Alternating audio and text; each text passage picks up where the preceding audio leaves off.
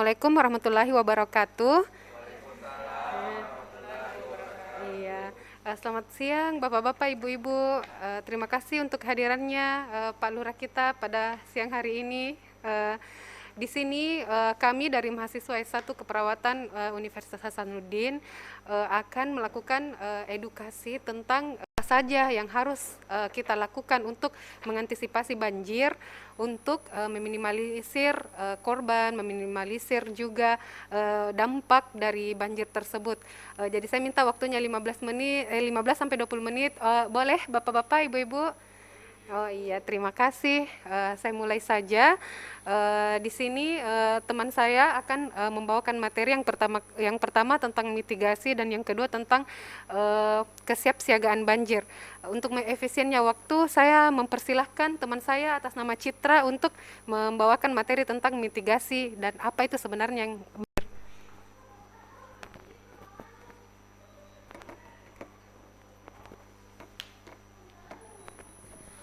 Ya, terima kasih. Assalamualaikum warahmatullahi wabarakatuh. Terima kasih Bapak-bapak, Ibu-ibu sudah hadir di tempat ini. Eh, Adapun hari ini yang akan kita bahas yaitu mengenai mitigasi banjir. Apa-apa saja itu, apa itu banjir, apa-apa penyebab banjir, terus bagaimana kita menanggulangi dan mencegah apabila banjir itu bencana banjir itu datang. Nah, yang pertama ini yang akan kita bahas tentang banjir. Apa itu banjir? Banjir adalah salah satu bencana alam yang menjadikan kondisi daratan tergenang oleh aliran air dalam volume yang berlebihan. Nah, bagaimana banjir itu bisa terjadi? Yang pertama itu disebabkan oleh topografi wilayah, di mana diketahui bahwa suatu wilayah yang rendah itu rawan terjadi banjir. Terus yang kedua yaitu intensitas curah hujan, di mana di sini curah hujan yang tinggi dengan intensitas yang lama atau panjang ini bisa mengakibatkan bencana banjir. Terus yang ketiga itu daerah resapan air. Di sini daerah resapan air apabila daerahnya area seperti hutan kota dan ruang terbuka hijau sebenarnya sangat penting, dan apabila daerah ini tertutup oleh seperti beton atau aspal, maka air tidak dapat meresap dan akhirnya menjadi tergenang. Terus yang selanjutnya itu aliran sungai. Sungai serta parit yang dipenuhi oleh sampah ini bisa menumpuk dan akan mengakibatkan hambatan aliran air sehingga bisa menjadikan banjir. Terus yang selanjutnya itu kondisi hutan, di mana hutan yang gundul dan rusak serta pengalihan fungsi lahan dan penebangan liar itu bisa menjadikan bencana banjir. Terus yang terakhir yaitu sistem tata kelola, di mana pembangunan pemukiman di bantaran sungai ini bisa juga menjadi penyebab banjir. Terus nah, apa upaya kita dalam mencegah banjir ini? Di sini ada namanya mitigasi bencana, di mana itu mitigasi bencana adalah serangkaian upaya untuk mengurangi risiko bencana, baik melalui pembangunan fisik maupun penyadaran dan peningkatan kemampuan menghadapi ancaman bencana. Nah, di sini mitigasi bencana itu ada dua macam, Bapak Ibu. Yang pertama itu mitigasi struktural dan mitigasi non struktural. Mitigasi struktural sendiri itu merupakan upaya pencegahan banjir dengan membuat rekayasa teknis bangunan tahan bencana serta infrastruktur bangunan tahan air. Contohnya di sini pembuatan bendungan yang bertujuan untuk mengatur kecepatan aliran debit air, terus pembuatan tanggul di sisi sungai yang bertujuan untuk mencegah luapan air agar tidak menggenangi daratan. Terus pembangunan gorong-gorong yang berukuran besar di perkotaan untuk mencegah luapan air hujan, dan pembangunan saluran drainase air hujan. Terus mitigasi non struktural di sini yaitu upaya pencegahan banjir yang dilakukan dengan perencanaan wilayah dan pembuatan kebijakan. Adapun contohnya yaitu seperti pembuatan peta rawan bencana, pembuatan tata ruang kota yang menyediakan jalur evakuasi jika misalnya terjadi banjir, terus pembuatan area posko dan penampungan korban bencana banjir, terus peningkatan kesiapan masyarakat dalam menghadapi banjir, serta mengadakan pelatihan-pelatihan seperti pelatihan tanggap bencana, pelatihan evakuasi saat terjadi banjir, pertolongan pertama pada korban banjir, dan mengadakan simulasi bencana banjir. Nah, di sini apa partisipasi kita sebagai masyarakat dalam menanggulangi bencana banjir apabila terjadi banjir, yaitu yang pertama kita harus membersihkan selokan kita, got ataupun sungai dari sampah-sampah dan pasir agar air itu bisa keluar dari pemukiman dengan maksimal. Terus yang kedua itu membuat sistem dan tempat sampah, tempat pembuangan sampah yang efektif untuk mencegah dibuangnya sampah ke sungai. Jadi kita harus membuat tempat sampah agar sampah kita itu tidak dibuang ke sungai supaya tidak menyumbat aliran sungai. Terus memperkokoh bantaran sungai dengan seperti menanam pohon dan semak belukar. Terus memindahkan rumah dan bangunan yang misalnya yang berada di bantaran sungai. Terus melakukan reboisasi dan membuat daerah hijau untuk menyerap air ke dalam tanah, serta melakukan koordinasi dengan wilayah-wilayah lain di sekitar dalam merencanakan tindakan-tindakan untuk menghindari banjir. Nah, mungkin pembahasan tentang mitigasi cukup sekian, dan untuk tindakan kesiapsiagaannya untuk mencegah atau kesiapsiagaan apabila terjadi banjir akan disampaikan oleh teman saya, Batiar. Sekian dari saya, terima kasih. Assalamualaikum warahmatullahi wabarakatuh. Sekian dari materi pertama tadi, kemudian materi terakhir akan dibawakan oleh Saudara Batiar tentang apa yang harus kita bikin kalau ternyata dilihat nih kayak mulai nih musim hujan masuk.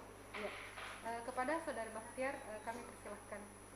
Ya, bismillahirrahmanirrahim. Assalamualaikum warahmatullahi wabarakatuh. Ya, pertama terima kasih atas kesempatan dan juga kesediaan dari Bapak Ibu semuanya telah berkenan hadir pada kesempatan hari ini. Kita berbagi informasi terkait dengan kesiapsiagaan bencana banjir, ya. Karena ini kan sudah musim-musim hujan lagi. Biasanya kalau area-area Antang, kemudian area BTP, beberapa area di Kota Makassar itu sudah jadi langganannya banjir. Jadi kesempatan ini kita berbagi informasi supaya nantinya apa yang kita harus siapkan pada saat terjadi banjir, ya. Sudah seberapa siap kita menghadapi banjir. Artinya banjir tidak ada kita minta-minta, Bu, ya. Semoga tidak ada. Tapi kalaupun terjadi banjir, kita sama-sama mengetahui kira-kira apa yang kita lakukan supaya tidak banyak kerugian nanti kalau banjir, tidak banyak barang-barang yang tergenang, rugi lagi, beli baru lagi, itu biasa, ya. Kemudian supaya tidak ada jadi nanti pada saat kebanjiran, kira-kira apa yang harus kita siapkan supaya nantinya setelah musim hujan, kemudian banjir itu tidak memakan korban, tentunya juga kita tidak mendapat kerugian yang banyak, ya. Ya, di sini kesiapsiagaan banjir itu ada 3 fase, ya Bapak Ibu. Kemudian pertama itu pra bencana atau pra banjir, sebelum banjir, saat banjir, dan setelah banjir. Jadi kita harus sudah tahu apa yang kira-kira yang kita siapkan sebelum bencana atau sebelum banjir. Ya, yang pertama itu sama-sama kita tahu dulu kalau sudah musim-musim hujan seperti sekarang kan, biasa kalau 1-2 hari hujan begini tidak reda-reda, biasa mulai tergenang lagi. Ya, jalan-jalan dekat rumah atau mungkin lorong-lorong, kemudian di kompleks sudah mulai tergenang air. Jadi kita harus sudah tahu kondisi seperti itu. Kemudian kita harus tahu bahwa wilayah tempat tinggal kita ini kira-kira rawan banjir tidak, ya. Kalau memang rumah kita itu memang rawan banjir, ya siap-siap, ya. Berarti sudah tempat ini langganan banjir. Mungkin Makassar seperti di Blok 10, ya. Kemudian di Antang, kemudian juga di Asabri, ya. Kemudian termasuk di beberapa titik di BTP juga itu jadi langganan banjir. Jadi kita sudah tahu, rumah kita ini rawan banjir. Jadi kalau sudah hujan deras, tidak berhenti, antisipasi, waspada kondisi itu. Kemudian yang paling penting adalah kita siapkan barang-barang berkas-berkas dokumen-dokumen yang penting sempat di area yang tidak mungkin kan untuk basah, ya. Jadi antisipasi memang barang-barang yang berharga disiapkan memang. Kemudian supaya pada saat banjir nanti kalau mau dievakuasi mengungsi sementara gampang diambil, tinggal diangkat. Karena pernah beberapa saat kemarin blok 10 banjir, biasa orang bilang enggak ji, itu berhenti sebentar, berhenti ji, ternyata bukan berhenti, malah tambah, ya. Ya, kemudian yang perhatikan itu diusahakan tempat tinggalnya itu kalau memang area rawan banjir, perhatikan keselokannya harus memang bersih supaya tidak tersumbat nanti pada saat terjadi hujan dan bisa tergenang di area sekitar rumah tak. Ya, kemudian pada saat banjir, kira-kira sudah banjir ini apa yang kita lakukan? Ya, yang pertama itu tentu kita mengevakuasi diri di tempat yang lebih tinggi. Kira-kira tempat-tempat yang jarang banjir di situ, ya mengungsi di situ. Memang disayang rumah tak, ya. Tapi kalau sudah banjir, mau apa tanya juga di rumah kalau kebanjiran, tidak bisa beraktivitas juga di dalam. Kemudian perhatikan jangan lewat di tempat kalau hujan sudah banjir, jangan lewat tempat yang arusnya keras, karena itu bisa berisiko. Apalagi perhatikan memang anak-anak tak atau mungkin orang-orang tua renta yang agak sulit dievakuasi, ya biasanya nanti dibantu yang perahu karet, ada Basarnas atau masyarakat yang turut membantu untuk evakuasi. Kemudian perhatikan juga perlengkapan di rumah tak, kayak colokan listriknya kalau bisa dimatikan, ya, karena itu juga berisiko untuk terjadinya korban. Selanjutnya itu pada saat bencana itu saat banjir, perhatikan untuk tempat-tempat air tak, artinya pada saat nanti setelah banjir mungkin harus dibersihkan kembali, karena juga nanti jangan sampai saat setelah banjir banyak nanti yang gatal-gatal, kemudian banyak yang mencret atau diare, itu yang biasa penyakit-penyakit yang terjadi pada saat setelah banjir. Kemudian yang perlu kita perhatikan sama-sama setelah banjir itu hati-hati dengan bangunan yang rapuh yang biasa sudah terkena banjir itu, perhatikan memang. Kemudian kebersihan rumahnya, ya, kemudian diperhatikan kembali. Kemudian juga kita ikut informasi di media, kira-kira bagaimana kondisi hujan ini. Kemudian ya sekali-sekali juga bisa pantau kondisi rumahnya atau minta tolong sama Basarnas yang biasa itu patroli di saat banjir untuk juga sama-sama menjaga keamanan rumah tak, ya, seperti itu.